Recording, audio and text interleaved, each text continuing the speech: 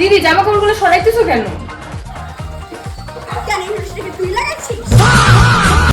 হ্যাঁ ওটা তো আমার রশি, আমি লাগাইছি তো।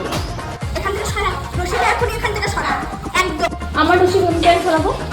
তাই না? এস, শোনো, আজকের থেকে তো আমার রশি কেউ যাতে হাত না দেয় করে দিলাম। বাইগান তোমার অনেকদিন ধরে দেখছি তুই আমার দিয়ে নোংরা করিস। ব্যাপার কি? অনেকদিন ধরে তোকে রক্ত তুই বলবো বলবো বলতেছিস না। ঝাড়, ঝাড় এখান থেকে ঝাড়। ওদিকে নে, এদিকে কি আসিস? ওদিকে নে, ওদিকে নে। ঝাড়ে ওদিকে নিবি। হ্যাঁ? আমার সাথে আমার জায়গা নোংরা করবে আইসে। আরে ঝুমাদি কেমন আছেন? ভালো আছেন? টুম্পার কথা শুনছেন? টুম্পার মেয়ে জানেন না কি করছে? অতিরিক্ত নিচে আসে কতগুলো চ্যাংরা এসে এত বড় বড় বাক্স দিয়ে যায়। হ্যাঁ দেখেন নাই? আসতে বলেন আবার এসে করবে কুটনি চা। আপনি ভাবেন একই বাড়িতে থাইকা ভাড়া থাকি তো আমরা, একটা তো ব্যাপার আছে সব কিছু।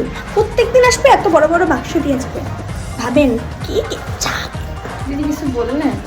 না না তোমার সম্বন্ধে কি বলবো আমি? কি গরম আপনার আছে। ছেলেকেও তো দেখলাম রাস্তার পারে একটা মেয়ের সাথে ইন্টু করতেছে।